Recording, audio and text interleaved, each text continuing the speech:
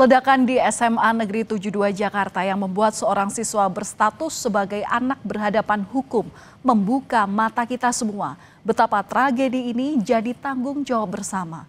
Polisi menyebut anak tersebut terpapar konten kekerasan saat mengonsumsi media digital.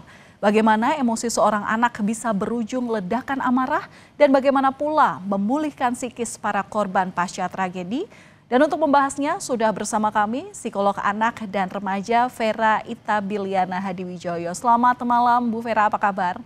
Malam, kabar baik Mbak Valen. Iya, Bu Vera, mengapa remaja cenderung tertarik pada konten kekerasan di media sosial atau platform digital?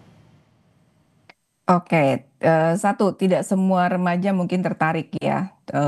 Jadi ini pasti juga didasari, ketertarikan ini pasti juga didasari oleh emosi yang memang atau ada kebutuhan emosi yang tidak terpenuhi gitu ya. Sehingga anak ini mencari-cari hal-hal lain di luar, ya sekarang pilihannya banyak ya, ada di internet, ada melalui teknologi digital. Anak bisa mencari-cari hal-hal yang bisa klop dengan kebutuhan yang dia tidak dapat penuhi dari lingkungan sekitarnya, lingkungan nyatanya baik keluarga maupun sekolah gitu. Jadi dan remaja pada dasarnya memang sangat tertarik dengan hal-hal yang berbau sensasional, hal-hal yang berbau mendobrak aturan, berbau kebebasan, berbau menunjukkan power bahwa mereka di usia remaja bisa melakukan sesuatu yang berdampak cukup besar gitu. Iya, tapi kalau melihat memang tidak bisa dibungkiri bahwa anak-anak zaman sekarang tuh sudah dekat dengan media sosial. Mengingat juga Mhm. teknologi sekarang sudah sedemikian rupa dan kalau kita Ya. misalnya nggak ngerti teknologi bisa dikatakan gaptek gitu. Tapi Mhm. bagaimana sih sebenarnya untuk membangun emosi anak supaya sebenarnya ketika mereka browsing, mereka lihat sosmed itu bisa ngerti gitu bahwa ini adalah hal baik yang patut dilihat dan ini yang nggak baik yang udah skip aja gitu. Oke, kalau kita bicara usia remaja sebenarnya mereka sudah tahu ini tidak boleh, ini boleh gitu ya, ini salah, ini benar, mereka sudah tahu. Tapi kontrol dirinya, kendali dirinya ketika mereka terpancing emosinya, katakanlah tersakiti, ingin membalas rasa sakitnya tersebut. Nah, itu benar salah itu menjadi tidak ada artinya. Jadi karena mereka lebih mengikuti emosinya. Ini ada hubungannya dengan cara kerja otaknya mereka juga nih, Mbak Valen gitu ya. Ada bagian yang namanya prefrontal cortex yang membantu seorang individu untuk mengambil keputusan yang tepat, mempertimbangkan konsekuensinya dari tindakannya. Itu bagian itu yang membantu ya. Nah, ini baru berfungsi optimal di usia 20 tahunan. Di sebelum usia itu ya anak-anak gitu ya, remaja khususnya ya lebih mengambil keputusan bertindak mengikuti emosinya saja. Gitu. Walaupun dia misalnya tahu berokok itu tidak baik gitu ya. Terus ada temannya bilang alah malah gitu aja nggak berani sih gitu. Nah, itu emosinya yang terpancing akhirnya dia melakukan. Gitu. Oke, berarti berarti bisa diketahui ya, berarti bisa dibilang kalau anak remaja itu ya sampai sekarang masih haus pengakuan. Nah, tapi bisa dianalisis nggak sih, Bu Mhm. Vera, dideteksi bagaimana kemudian menganalisa dan bagaimana kita sebagai pendamping orang tua, guru, Mhm. tenaga pendidik untuk bertanggung jawab bahwa jangan sampai emosi yang kemudian saat itu berada dalam si anak ini tidak Mhm. kemudian, apa ya, berdampak jadi petaka gitu. Oke, jadi remaja memang makhluk emosi dalam tanda kutip gitu ya. Mhm. Tapi bukan berarti mereka tidak bisa diarahkan untuk mengambil keputusan yang tepat, mengambil Ya. tindakan yang tepat gitu ya. Jadi peranan dari orang-orang dewasa di sekitar dia, baik ya orang tua maupun guru gitu ya, itu adalah jadi teman diskusi.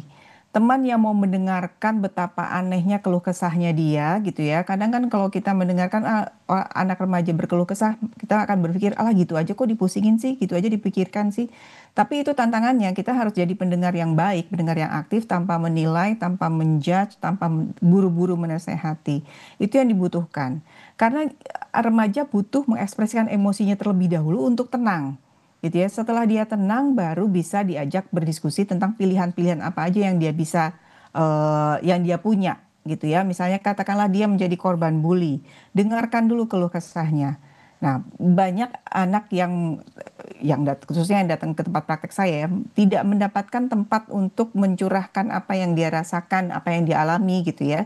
Gak ada teman bicara gitu, jadi semua dipendam sendiri gitu. Iya. Padahal yang dibutuhkan adalah teman bicara sehingga dia tahu bagaimana nih harus bersikap dengan tepat, mengambil solusi yang tepat untuk menghadapi masalahnya gitu. Oke, teman bicara, ruang dialog itu adalah hal penting. Tapi gimana ya membangun ruang dialog itu? Karena kadang ada juga anak yang pertama kehilangan figur orang tua. Atau sebenarnya orang tuanya itu ada di dekat mereka, tapi seolah merasa jauh gitu.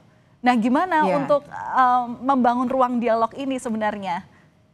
Jadi butuh effort dari kedua-duanya sebetulnya gitu ya. Seringkali yang terjadi adalah orang tua ketika anaknya sudah mulai beranjak besar, remaja, punya dunia sendiri, terus mulai susah diajak ngomong gitu ya. Jadinya terus orang tuanya ya sudahlah biar aja lah dia sendiri. Nah makin lama hubungannya makin renggang. Padahal yang harus dilakukan adalah ya sama-sama beradaptasi gitu ya. Orang tua beradaptasi beda merubah gaya komunikasi, merubah cara mulai bicara, cara mengajak anak mulai bicara itu dirubah gitu ya. Jadi saya mungkin cerita sedikit tentang ada salah satu orang tua yang datang ke tempat praktek kebingungan bagaimana cara mengajak anaknya komunikasi karena anaknya seharian main game aja gitu ya. Jadi kalau diajak ngomong ibunya diusir gitu ya. Kalau ibunya mendekati ngapain sih sana sana sana bunda sana sana gitu ya. Akhirnya kita mulai dengan apa? Oke, saya bilang ibu duduk di sampingnya. Usap-usap aja pundaknya, coba aja di situ nggak usah ngomong, nggak usah diajak ngomong, tetap aja di sampingnya. Besok ulangi lagi, tetap lakukan kontak fisik pada anaknya. Lama-lama cair, lama-lama dimulai dari situ terus terjadi dialog. Itu yang bisa pelan-pelan bisa dilakukan ya. Nah ini akan lebih baik lagi kalau memang dari sebelum anak usia remaja sudah ada waktu rutin memang untuk ngobrol-ngobrol santai, saling tukar cerita gitu ya. Jadi ketika ada masalah apapun di luar rumah, anak bisa dengan leluasa untuk bercerita kepada orang tuanya karena dia sudah merasa nyaman gitu, sudah terbiasa untuk bercerita. Nah di sekolah juga dibutuhkan seperti itu nih sebenarnya Mbak Valen gitu ya. Guru-guru bisa ambil peranan seperti itu juga. Oke, Bu Vero, Anda menyampaikan bahwa itu adalah peran keluarga dan juga peran pihak sekolah atau tenaga pengajar. Tapi lebih dari itu, sekarang ini peran negara seperti apa untuk menangani kasus tersebut? Pertama supaya anak tidak terpapar konten negatif lewat media digital, kemudian juga sekaligus menjadi langkah antisipasi supaya peristiwa ini tidak terulang lagi. Oke, sejak maraknya dunia digital gitu ya, kita sudah melakukan banyak sekali literasi digital. Walaupun mungkin dengan masih meningkatnya kasus kekerasan gitu ya, masih meningkatnya kasus-kasus yang kriminal dari datangnya dari dunia digital, mungkin kayaknya masih belum cukup dan mungkin belum meluas gitu ya.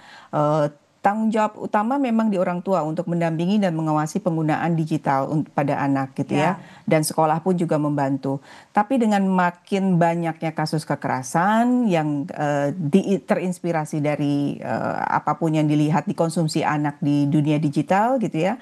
Sepertinya sudah mulai dibutuhkan nih gitu ya. Sudah dibutuhkan tindakan yang lebih tegas, yang lebih keras dari pemerintah. Di mana pemerintah kan juga punya kewajiban untuk melindungi warga negaranya gitu ya, termasuk anak-anak gitu ya. Dan rencana pemerintah untuk membatasi konten kekerasan di media digital ini juga salah satu solutif. Atau ada hal yang lebih tepat lagi, Bu Vero? Singkat saja.